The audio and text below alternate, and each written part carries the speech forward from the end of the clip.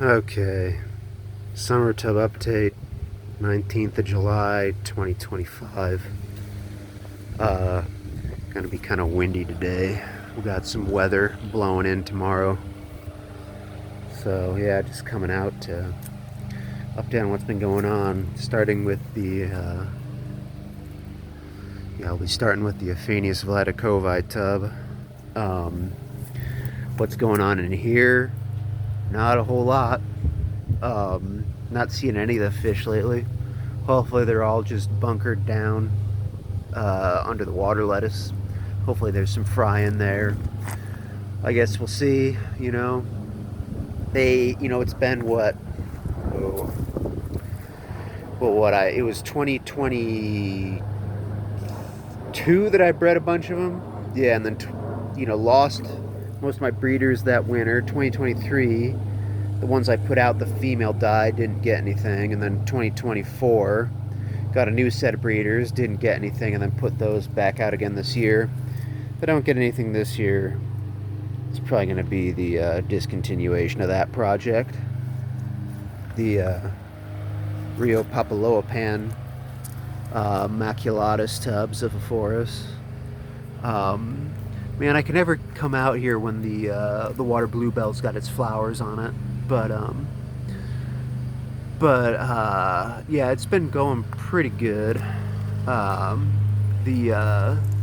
Actually, no, that's the mojito mint in the back on the other tub that's flowering, but the spearmint that I overwintered from last year, you can see is getting ready to flower. Definitely in the next few days.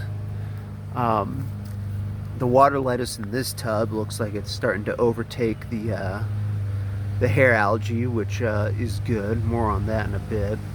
And then we're getting some, I don't know if we'll be able to see them. Oh, there's one hanging out there. Ooh, get this out of the way. But yeah, we're getting some of the fry of the the Halloween rice fish are starting to go in here. Still not seeing anything from the actual wild type platies in here. That's going to be another project that's probably going to get discontinued. The one of the main Halloween tubs, you can see it's going green water. Bunch of algae that's expanding, and that's the thing this season. I've had really crazy algae. I mean, I've had worse, but it's just not really dissipating like it does most years by this time. So I'm hoping maybe the next couple weeks it starts going, but usually kind of by the time we're getting to end of July, it's definitely will still be around, but usually it's starting to kind of get out-competed by the water lettuce, and it's not really been happening. So I've actually been pulling water lettuce from the Iliodon tub and adding it to some of these other tubs to try to jumpstart things. But yeah, the Halloweens are really growing out. Obviously there's still a bunch of little guys in there, but yeah, we're getting a bunch of different types. Let me see if I can find one. There are, I mean, obviously you've got the the orange and black Halloweens. You've got some like that guy right there. Looks like he's got a little bit of black on him, but you've also got some ones that are just orange.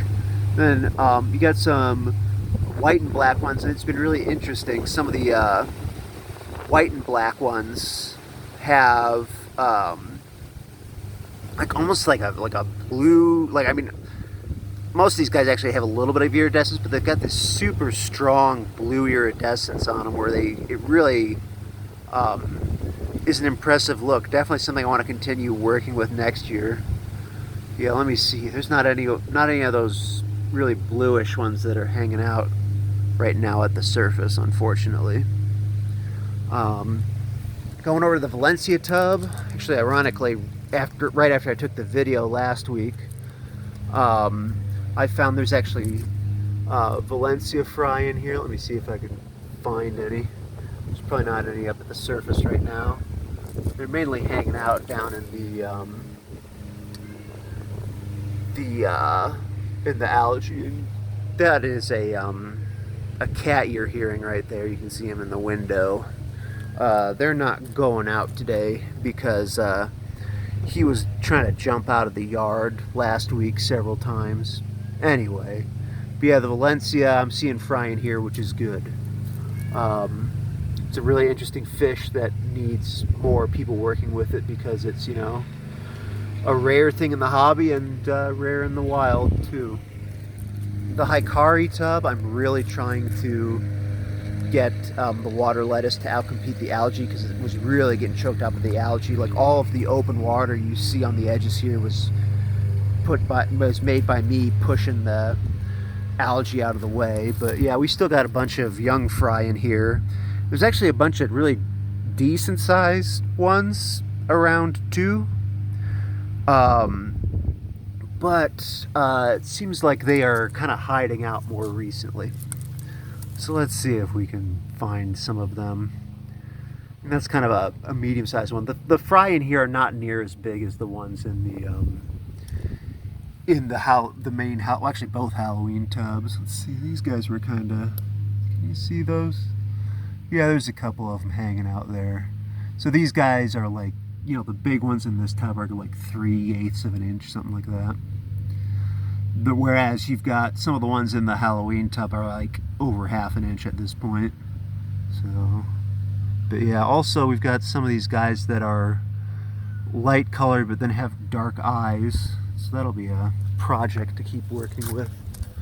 Actually, you can see there's one of the breeders there. Actually, a couple of them. And some of the larger fry. Over to the turtle tub. Of course, we can't see the turtle because why would we be able to? Interesting thing that's happened though in this tub, I don't know if you can see them, but there's actually Miyuki fry in here, Miyuki medaka fry, which I found again last weekend as a surprise, pleasant surprise. So yeah, be growing those guys out, and you know, that is my oldest line of medakas, so continuing to work with them. And oh, we might actually get a turtle surfacing here. Let's wait and see. Will he come out? Oh, there he is. His head's popping up. Oh, and he went back down. He doesn't like the camera. So, yeah, not a fan of the camera.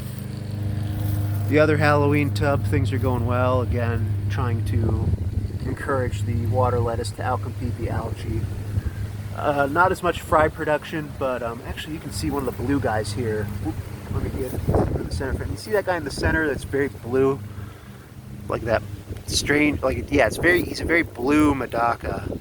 Got several of those between both the Halloween tubs, and I'm hoping to continue that as a project. But yeah, you can see these guys, there's some of these guys that are got to be 1/2 inch. So yeah, we're getting good growth out of this tub, just not the numbers of the other tub. So my guess is there's probably, I don't know, this tub will probably yield like around 20 fry. You can see, you know, some of them are much brighter colored than others. That's the thing with, you know, breeding this non-fixed line. It's going to be interesting to see how these guys, you know, grow out. If some of these more dull ones are going to end up being just the ones that have more black on them, or if it's going to be, and then we'll, you know, kind of color up later, or if it's going to be more of a what you call it situation that they're just kind of always going to be dull.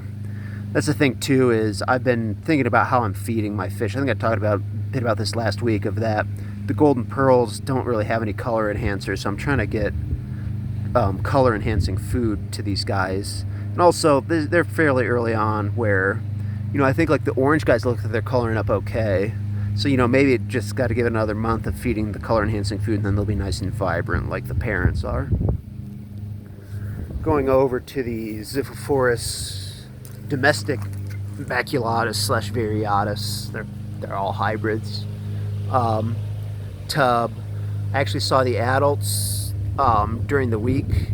Still have not seen any fry from these. This will be a project. If they don't produce any fry, we'll be getting discontinued. Also, I pulled up the algae in this tub as well. But yeah, hopefully we'll see something. I know it was around this time. It was like the end of July last year that I saw platy fry for my other project. The muck bucket that I threw in water lettuce from the Halloween tub, there's a ton of fry in here. I don't know if we can see them very well, but yeah, plenty of fry showing up now in this. So yeah, we'll be hopefully getting some more yield out of this one. And I think, like I think I've said before, but next year I'm going to set up some more muck buckets, but just use them for egg transfers, because trying to do these crosses, I had success, crossing Satan and Gold one year, but the last couple years I've done crosses has been at best mediocre, and sometimes you just don't get anything out of them. So, yeah. This Aphanius mento tub, not a whole lot going on. Occasionally see the fish in here, though. I suspect it's going to be one when I tear it down. There'll be fry in it, though. And again, these are kind of like the plants in this one are the, well, with the exception of the seep monkey flower, all the plants in this one are kind of seconds, plants that weren't doing so hot. So that's kind of why they're, not as lush as the other tubs.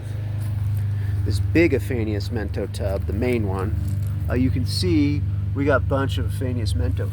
Of course, they're Aphanius mento, being redundant here, but we got a lot of fry in this tub.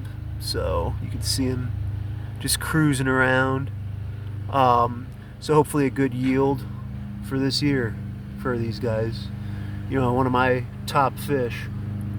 Both from personally I like them, and it seems like people want them. So only pain with them is, well, there's a couple pains. The males get aggressive, so you have to be careful when you're keeping them indoors, and then that you have to sell them as pairs, so that's always kind of a pain.